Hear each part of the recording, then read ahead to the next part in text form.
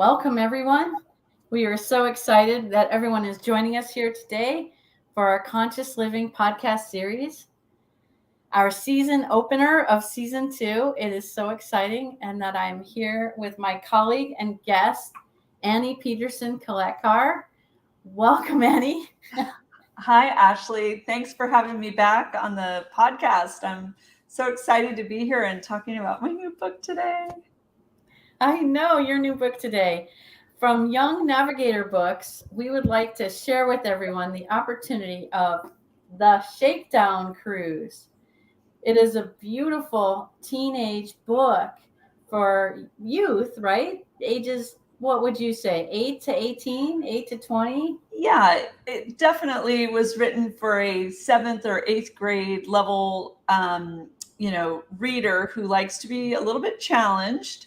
But really, it's for anyone who's young at heart or an armchair sailor who wants to pick up a good novel that's full of action and adventure, on the sea on board a super yacht.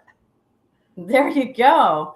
And in this process, it is exciting to share with everyone the opportunity of becoming a conscious author, right? And what does that mean? And what inspired you to write this book for kids from this conscious author perspective? Great question. In my youth, I was a really avid reader.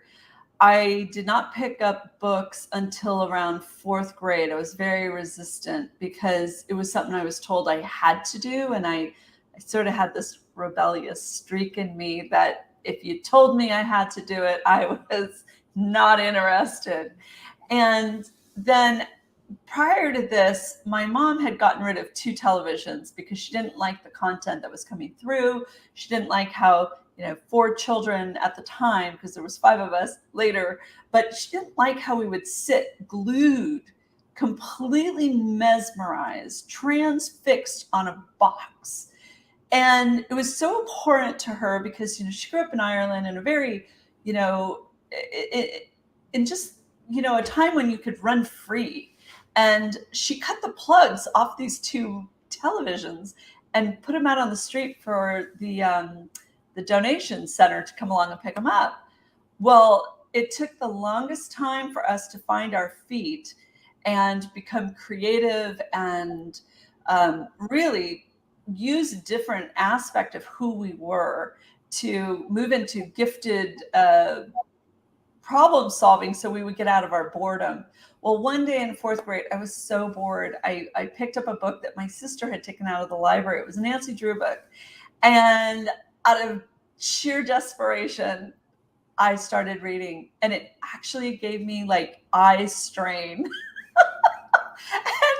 I literally forced myself to get through this book. And what happened was something incredibly magical. I literally escaped my reality into the book.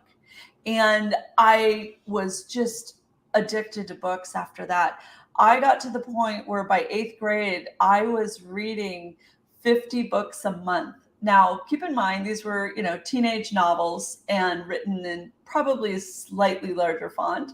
But still, I was reading a lot of books and discovered that the world opened up to me through the process of reading. And I was able to travel, not just in my imagination, but in my mind, to many distant places. And this was so compelling for me that it was my go-to, my preferred activity in my youth. So I always have been a writer. I loved story. I loved words. I loved how we could express ourselves so many different ways with just the right word could bring into the communication exactly what needed to be expressed. So when I fast forward now to 2020, and it's now COVID, and my son, who was 9 at the time, he kind of stopped reading because it wasn't homework. And I had known for a long time that young boys often have a lot of struggle with reading. They just are not interested in books. I suppose their gross motor skills want to be expressed, at this stage of the game. And I started telling him stories because he was asking me, will you settle me in? And that meant at nighttime, would you just hang out with me for a bit? So we got in this routine as he said, Mom, make up a story. I want to be in it. And I said, okay. And I placed my son, Adrian, who is, I used his name in this book for the hero in the story. And we decided it was going to be an adventure at sea because I had all of this history as a Sea Scout and a sailor. And one thing led to another. And I was coming up with new stories every night and he would just fall asleep to them. So I was like thinking, my gosh, there's so much content here. And I had already kind of done a preliminary assessment of, how I worked stories together, that when I sat down at the computer, it just flowed right out of me. And I think I got the vast majority of this book written in 4 days. That's no fantastic. joke. And I literally went back and I was like, wow, that happened fast. But I want to, support everyone understanding that Ashley and I have worked together for 10 years in the realm of consciousness. And we have worked as healers. And one day I had this epiphany with all of this amazing material that we had, called Leap of Consciousness. So leapofconsciousness.com is where other people can find the same material that I used to support me healing my unconscious fears and my conscious ones. But it gave me great clarity so that in my thinking processes, I changed. I no longer was looking through lenses of fear, but I was looking through a lens of peace and love and trust and faith. And so I was asking myself one day, where do I want to bring this new clarity that I have from clearing all of these consciousness challenges, which are just, as we both know, are fear-based thinking patterns. And I immediately thought of the stories for the Adventures of Yacht Boy. And that was that moment where I said, we need to write books. I need to write books that express this higher consciousness and create novels that are not only engaging, because there's so much to consider on a sensory level, from what environment are you in, what are the sights, the sounds, the touches, the colors, all those things. But then what's the inner environment that's going on in the characters that are participating inside the environment, either on the super yacht or at sea. So that, my dear friend Ashley, is how this book came into being. And it is my first book, so I'm pretty excited. It is, and congratulations. And it is awesome because I wanted to go into a deeper realm of this book, the Shakedown Cruise, and the aspects of what brings it into consciousness or allows conscious awareness to arise inside the reader. And there's several different elements or perspectives we can take. What is the consciousness that you're imparting as the author? What is the consciousness of the reader who's reading the material? And then what is the consciousness of the content of the material that you're expressing? So if you could share just a few moments of those three perspectives, it gives our readers an opportunity to recognize that there are many layers to really gather this awareness. It's very true. I personally do believe that my frequency that I emit or emanate is just by default in the book. So my perspective of relating has already been captured inside the ink on the pages. So I'm sharing my consciousness with those who touch the book, open the pages and read it. My illustrator and artist, his consciousness is in the illustrations and the picture on the cover. And he's sharing his perspective of how he experienced the book and all of the activities that were in there. So there's already two major, very obvious consciousnesses that have been brought into the book itself. But then we also have the first proofreaders who contributed their suggestions and their ideas. And then we have the formal editor, and Liza did a great job, Liza Gershman. She wanted to see the plot develop so that it wasn't just, another day on the water with new activities, ho hum. So she found a very interesting experience that was going on at sea. And she said, can we make this the overarching theme in the book, which was a conflict? And I'll get to that in just a second. And then we have the pre-press gentleman that I worked with over in Hungary. And this young man, Kailash Black, did a fantastic job working with me to create the look and feel of the fonts and the way we stylized the book. So that had its own impact as well. But then there's more subtle aspects of who contributed consciousness to this book. And those are the people that invented the fonts that we actually look at and read. So there is a woman behind the Marcia font that I used, and all of this information is in the back of the book.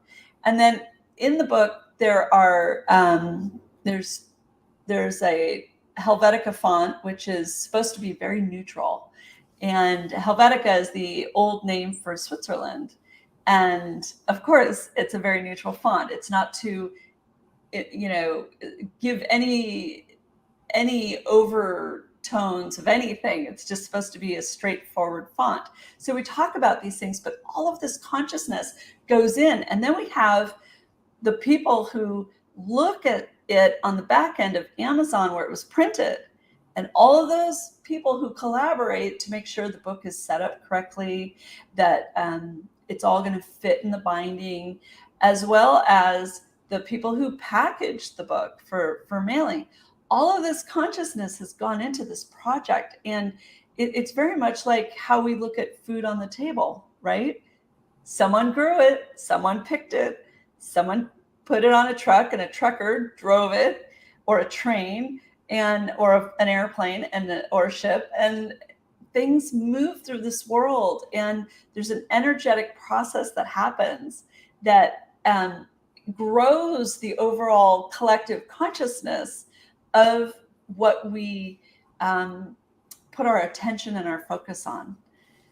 So that is an exciting aspect of the book. That is so true. And thank you for speaking into the author's perspective, and that all of the contributors that contributed to the manufacturing of the physical book, or the book online that's digital, right? That you can get in hardcover like this one, or in paperback, or on other digital platforms like Kindle or other books. And I'm so looking forward to eventually maybe even the audiobook, right? There's so many ways in which we can transmit that consciousness, because in the audiobook, let's say that also your voice then becomes another layer and level of consciousness transferring that you're sharing with your audience. And that's such an opportunity to really go into the feelings and go into the awareness and that visceral experience that you have even when you read the book, for example, or you hear the book, or both, right? Even some people who can read the book can literally hear your voice coming through in the pages. Exactly. And so this has this opportunity to really grow and flourish. Now, share with us just a little bit about the consciousness that you're sharing inside the book, about the content and the story. So the hero, Adrian, loosely based on my son. I have his inner thoughts inside the storyline so that we can take his perspective more easily than the others. And through it, we hear what I consider typical moments with young people who have moments of anxiety, who have insecurities come up because they've never done something before. And in the book, how many kids get to put their hands on the steering wheel of a, almost, is it $100 million yacht? So, what is the first thought that's going to come in? I've never done this before. What if I hit something and you're in the middle of the ocean? So it's these normal fears that come forward that we barely pay any attention to, quite honestly. We just think this is so normal to express fear because it's always been there.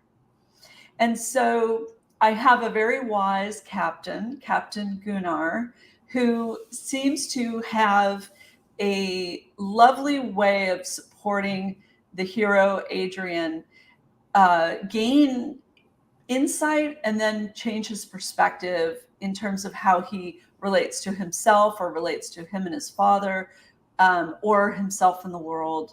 And I think that is primarily the way that I'm sharing how we can change our consciousness, because there's moments where the sister offers even, hey, I forget now what it was, but she offers something that suggests to him like, hey, take a deep breath and get yourself centered. And he kind of teases back, God, you sound just like mom. So, little tiny reminders of what we can do to support ourselves in those moments where we just either get pretty spun out or triggered, but not too much. Shakedown Cruise is part of a series of books. My vision here is, 10 or 12 books, and it's a journey, a year at sea. And Adrian's parents decide to homeschool him and his sister on board a super yacht that is 66 meters in length. And it's for a year.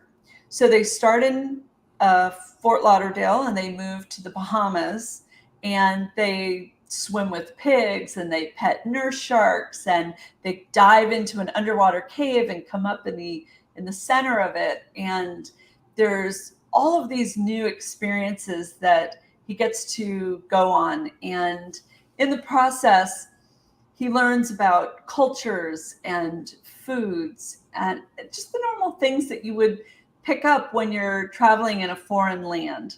So there's, plenty of adventure and experiences that naturally come out, right? That allow a teenager to step into the shoes of Adrian or his sister Grace in the story and see through their eyes and go on this adventure with them and some of their friends who do show up later in the story for a pretty wild tour on the island of Antigua in the West Indies.